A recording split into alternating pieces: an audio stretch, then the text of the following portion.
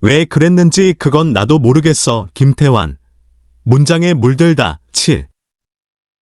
인민군 병사의 뒤를 따라 나가는 청년의 목줄띠가 입에 물었던 보리밥덩이라도 넘기는지 크게 한번 움직였다. 그놈의 마음이라는 것이 남과 달리 어쩔 수 없는 절망감과 고독감을 느낀 것이 아니었을까. 6.25전쟁 당시 8사단 정훈장교로 참전하여 전투 현장을 촬영한 고 한동목 예비역 중령의 개인 소장 전쟁 기록 사진. 사진은 영천의 피란민 행렬 1950.8 사진 6군. 6.25전쟁 정전 70주년을 맞았다. 1960년 4상계 1호로에서 7호로까지 연재된 황순원 1915에서 2000년의 장편소설 나무들 비탈에 서다가 떠오른다. 이 작품은 1968년 최하원 감독의 손에 의해 동명의 영화로 만들어졌는데 이순재, 문희 등이 주연이었다. 어이, 허준 1539에서 1615년의 일대기를 담은 소설 동의보감으로 유명한 작가 이은성이 각색했다. 다음은 소설 속 한 장면. 동네 사람들은? 젊은 남정네들은 그 사람들이 데리고 가고, 다른 사람들은 여기 있다간 죽는다는 바람에 죄다 피하고. 왜 같이 안 갔소?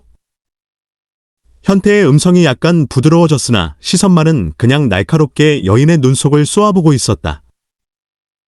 여인이 몇 번이고 눈을 깜박여 현태의 시선을 피하면서 떨리는 고개를 방 안으로 돌렸다. 거기에는 어린애가 말라비틀어진 팔을 포대기 밖에 내놓은 채 여전히 꼼짝 않고 있었다. 그 입과 코와 눈언저리에 파리가 까맣게 붙어 있었다.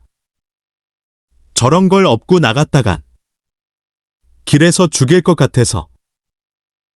여인의 말소리는 목 안으로 기어 들어갔다. 차례 심사가 끝나자 주먹밥 한 개씩을 주워 먹고 있는데 인민군 병사 하나가 와 누군가의 이름을 부르는 것이었다. 해실해실한 보리밥덩이를 씹던 입들이 일제히 멈춰지면서 조용해졌다. 다시 이름을 불렀다. 그제야 불리운 사람이 일어섰다. 키가 자그마한 청년이었다. 인민군 병사의 뒤를 따라 나가는 청년의 목줄띠가 입에 물었던 보리밥덩이라도 넘기는지 크게 한번 움직였다. 오정 때쯤부터 비가 그치고 흐리멍덩에 있던 하늘이 벗겨지더니 저녁나절에는 활짝 깨었다. 끈끈한 옷을 벗어 햇볕에 말리고 싶었다. 움막 속 포로들과는 상관없이 저녁놀이 곱게 탔다. 소설 속 시인이란 별명으로 불리는 동호는 순수하고 이상주의적인 인물이다. 냉정하지만 용기와 결단력을 갖춘 현태, 전쟁의 상처에 얽매이지 않고 현실주의적인 윤구라는 인물을 포함해 3명이 소설 속 문제인물이다. 동호는 전쟁의 후유증으로 방황하다 술집 작부인 옥주를 알게 되고 그녀에게 몰입한다. 그러나 매음하는 그녀와 정부를 살해하고 자신도 자살한다. 대체 우린 피해자일까 가해자일까? 현태가 유심히 동호의 얼굴을 건너다 보았다. 지금 마신 술 때문만은 아닌 듯 동호의 코에서 뿜어지는 허연 김이 좀 잦은 것 같았다. 오늘 무슨 일 있었냐? 내가 보기엔 말야. 이번 동란에 나왔던 젊은이들은 죄다 피해자밖에 될 수 없다는 생각이 들어. 그들이 무슨 일을 저지르건 말야. 모든 젊은이란 말이 너무 거창하면 우리 주변의 친구만 두고 봐도 그렇잖아? 우선 그 사고뭉치 김하사가 그렇고 또 그 선우상사가 그렇고 그리고 1968년 최하원 감독의 영화 나무들 비탈의 서다의 한 장면? 수기가 현태의 아이를 낳겠다는 결심을 하며 몸을 돌리는 장면이다. 전쟁 후 동호의 옛 연인 수기는 동호의 흔적을 찾다가 현태와 만나 그의 아이를 갖게 된다. 현태는 어느 날 자신이 전쟁터에서 무고하게 죽인 여인과 비슷한 행색의 모녀를 만나면서 충격에 빠진다. 현태가 어떤 사건에 연루돼 자살 방조 혐의로 구속되자 수기는 아이를 낳을 때까지만 윤구에게 의지하려 한다. 그러나 윤구는 냉정히 거절한다. 수기는 현태를 비롯한 젊은 사람들과 자신마저도 이 전쟁의 피해자라며 아이를 낳아 기르겠다고 다짐한다. 잠시 수기는 숨을 가누고 나서 조용히 일어섰다. 그리고 비로소 윤구를 정면으로 바라보며 선생님이 받으신 피해가 어떤 종류의 것인지는 모르겠습니다. 그렇지만 큰 의미에서 이번 동란의 젊은 사람치고 어느 모로나 상처를 받지 않은 사람이 있을까요? 현태 씨도 그 중에 한 사람이라고 봅니다. 그리고 저도 또 그 중에 한 사람인지 모르고요. 네. 그런 생각에서 그 친구의 애를 낳아 기르시겠다는 겁니까? 그네는 윤구에게 주던 시선을 한옆으로 비키면서 모르겠어요. 어쨌든 이 일을 마지막까지 감당해야 한다는 것 외에는 그럼 실례했습니다. 수기는 가만히 대문께로 몸을 돌렸다. 소설에서의 삶이 파탄적인 초월의 시도를 그리는 것, 문학평론가 송상일이라면 동호의 옛 애인 수기가 원치 않는 아이를 낳겠다는 결심이 초월의 시도가 아닐까? 그리고 그 아이가 세상에 태어나 자라나는 것이 초월의 과정이 아닐까?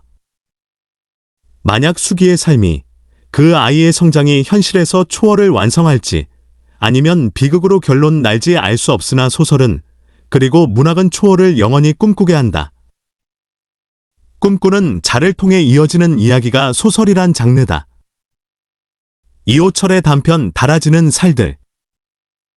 이호철, 리호철 1932에서 2016년의 단편소설 달아지는 살들을 읽는다.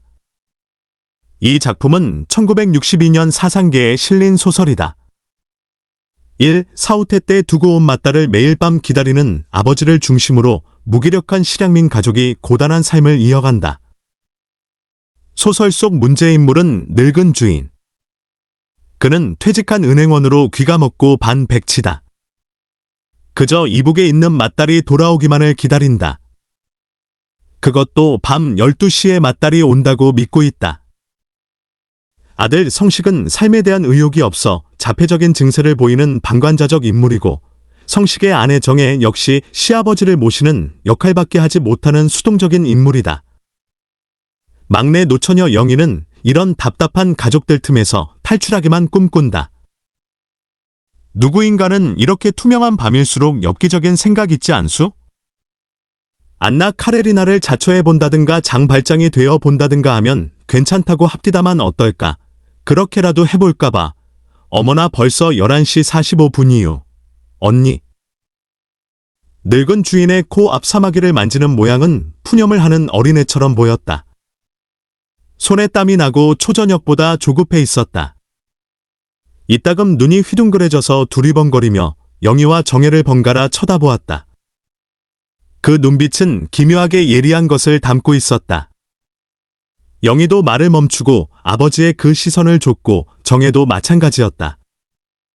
역시 늙은 주인은 아직은 이 집안의 가장인 모양이었다. 참 언니, 우리 집은 어쩌다가 이렇게 되었을까? 때로 잠자리에 누워서 잠은 안 오고 점점 더 샘말가 올 때 있지 않수? 우리 집이 어쩌다가 이렇게 되었을까? 한번 본격적으로 따져보자. 이렇게 따져보기도 하거든요. 마음속 한구석으로는 아주 단조로운, 힘이 들지 않는 생각. 하나, 둘, 셋, 넷, 다섯, 여섯, 일곱. 이렇게 무한정 새어나가고, 눈은 바깥의 밤하늘을 내다보고, 다른 한 구석으로는 찬찬하게 떠올려가면서 1년 전은 우리 집이 어떠했었나? 아버지는, 오빠는, 올케는? 2년 전은 우리 집이 어떠했었나? 이렇게 따져 올라가 보거든요. 5월 어느 날, 시계가 12번을 치고, 모두의 시선이 시계와 노인의 얼굴로 향한다. 그때 복도를 통하는 문이 열리며 기묘한 웃음을 띤 식모가 나타나 변소에 갔었다고 말한다. 영희는 식모를 가리키면서 언니가 정말 왔다고 소리친다. 늙은 주인은 영희의 부축을 받으면서 허공에 대고 허우적거린다. 꽝당꽝당 하는 쇠붙이 두드리는 소리는 밤새도록 이어진다. 순간 영희가 발작이나 일으킨 듯이 아버지 쪽으로 달려갔다. 한 손으로 식모를 가리키며 한 손으로는 아버지를 부축해 일으켜 세우며 쪼개지는 듯한 큰 소리로 말했다. 아버지, 잡아요. 언니가 왔어요. 언니가. 정말 12시가 되니까 언니가 왔어요. 이제 정말 우리 집주인이 나타났군요. 됐지요?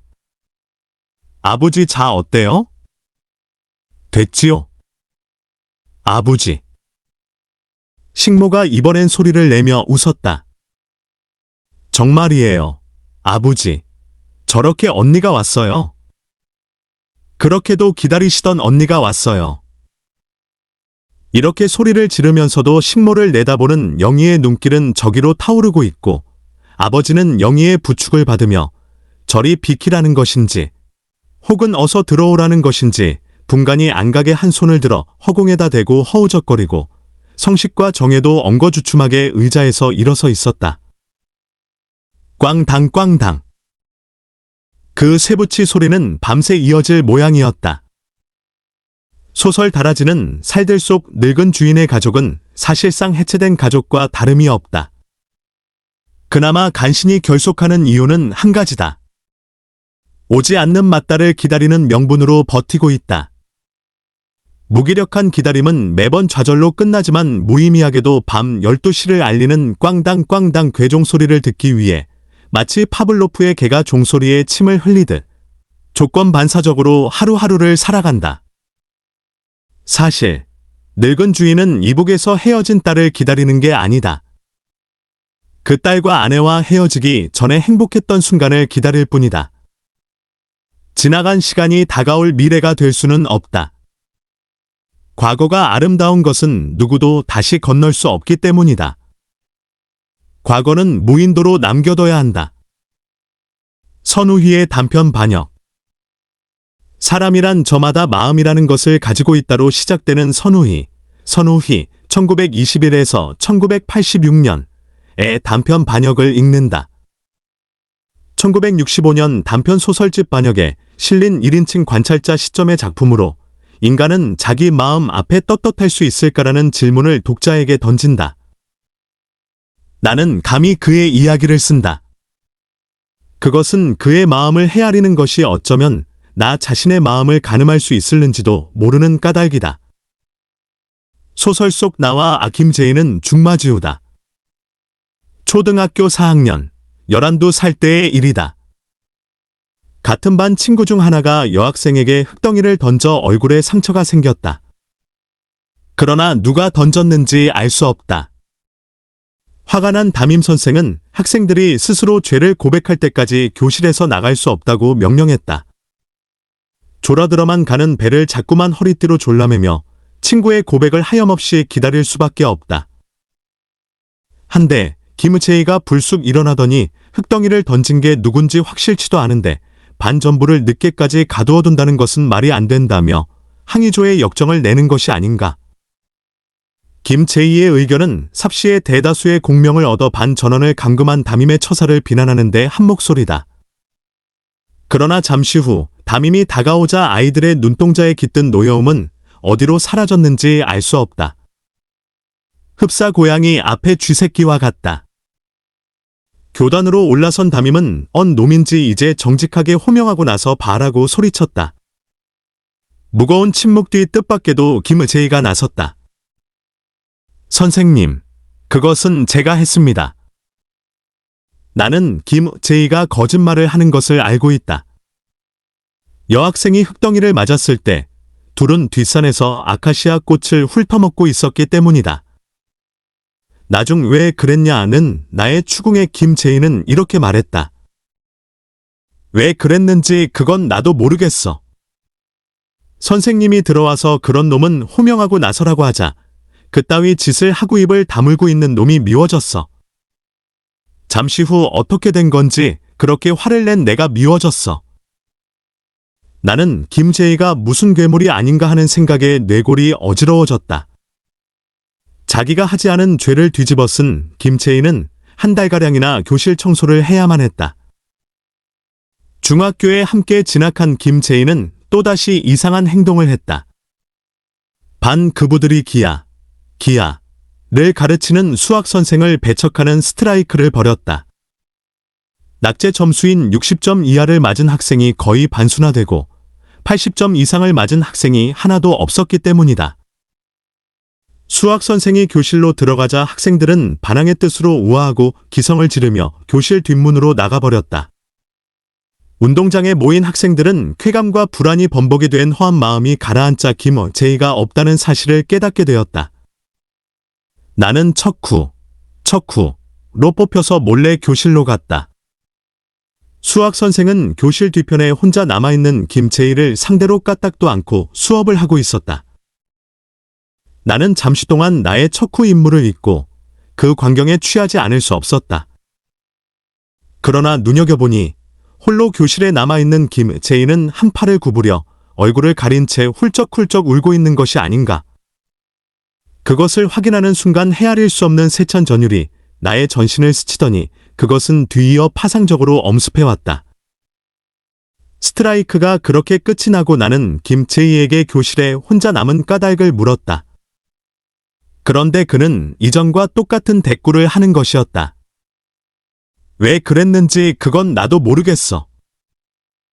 그 후 김제이는 일본군에 충실한 육군 소위가 되었다. 당시 태평양 전쟁에서 일본군의 열세는 어쩔 수 없어서 조선인 일본군 병사들은 몰래 부대에서 도망쳤다.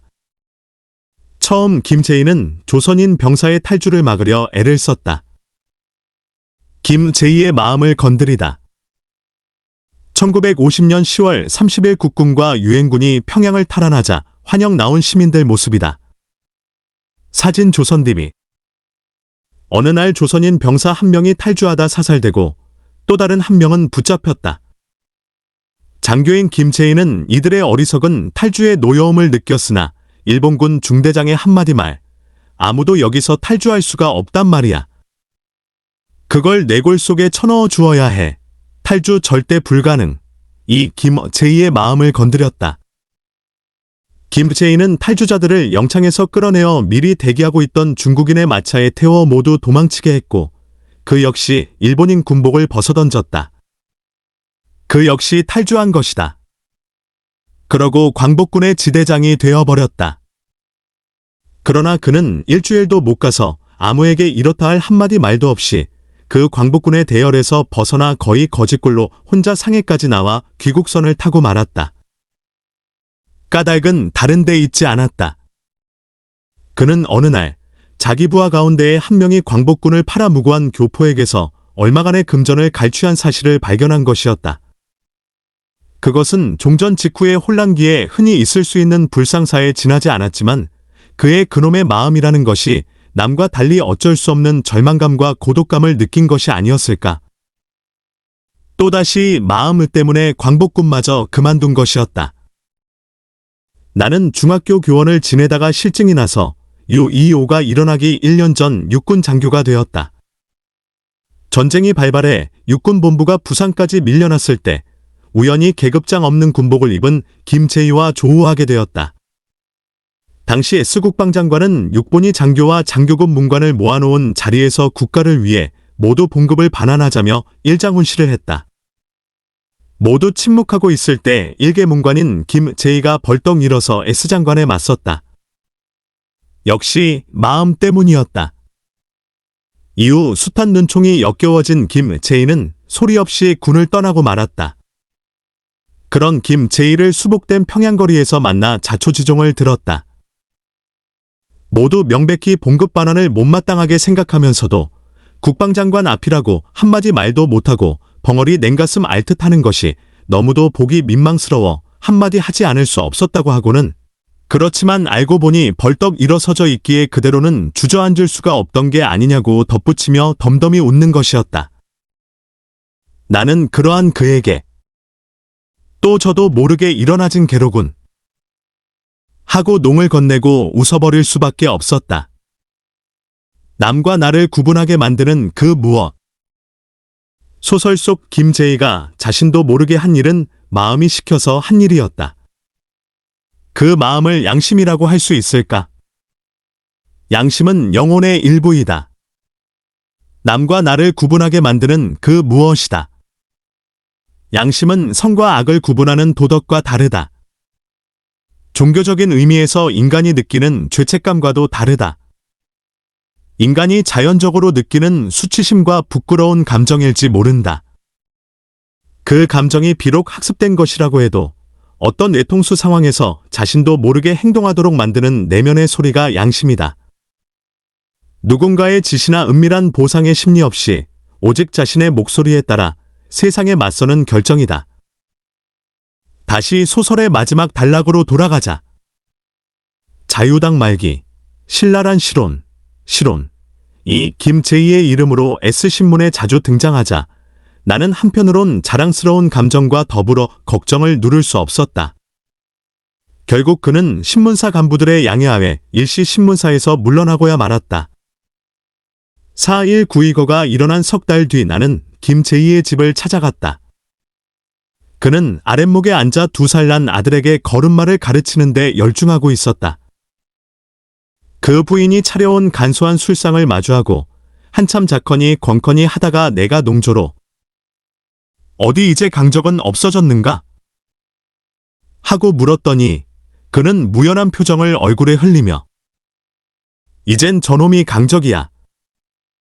그런데 귀여운 것은 귀여운 거란 말이야. 하고 저만큼 부인의 무릎에 앉아있는 그 아들을 가리키고는 크게 팔짱을 끼면서 저놈 때문에 야코가 죽어있지만 이제 더 가만히 앉아서 참고 있을 순 없을 것 같아. 또 자기 자신에게 반역하려나. 어디제 버릇게 주겠나. 그러고 김.제2와 나는 서로 얼굴을 마주보고 소리를 내어 웃었다. 이 소설의 여운을 느끼다가 조지훈 1920-1968년 시인이 쓴 시 다부원 해설을 읽는다. 다부동 전투는 낙동강 방어선 전투 중 국군 제1사단이 대구 북방 다부동에서 미군과 더불어 북한군 3개 사단을 물리친 전투다. 이 시는 6.25 전쟁 당시 다부동 전투 현장을 다시 찾은 시적 화자의 감회를 적은 작품이다. 그곳은 머리만 남아있는 군마의 시체의 길 옆에 쓰러진 괴뢰군 전사가 흐느껴 울고 있는 황폐한 곳이다. 그리고 총칼을 겨누어야 했던 그들은 일찍이 한 하늘 아래 목숨 받아 움직이던 생명들로서 한 민족이었다. 이 시는 시집 역사 앞에서 1959에 실렸다. 시인 조지훈. 한 달 농성 끝에 나와 보는 다부원은 야른 가을 구름이 산마루에 뿌려져 있다. 피야. 공방의 화포가 한 달을 내리 울부짖던 곳. 아, 다부원은 이렇게도 대구에서 가까운 자리에 있었구나. 조그만 마을 하나를 자유의 국토 안에 살리기 위해서는 한 해살이 푸나무도 온전히 제 목숨을 다 마치지 못했거니 사람들아 묻지를 말아라. 이 황폐한 풍경이 무엇 때문이 희생인가를 고개 들어 하늘에 외치던 그 자세대로 머리만 남아있는 군마의 시체. 스스로 뉘우침에 흐느껴 오는 듯 길 옆에 쓰러진 괴뢰군 전사. 일찍이 한 하늘 아래 목숨 받아 움직이던 생명들이 이제 싸늘한 가을 바람에 오히려 강고등어 냄새로 썩고 있는 다부원. 진실로 운명의 말미암음이 없고 그것을 또한 믿을 수가 없다면? 이 가련한 죽음에 무슨 안식이 있느냐? 살아서 다시 보는 다부원은 죽은 자도 산 자도 다 함께 안주에 집이 없고 바람만 본다. 조지훈의 시 다부원에서 전문.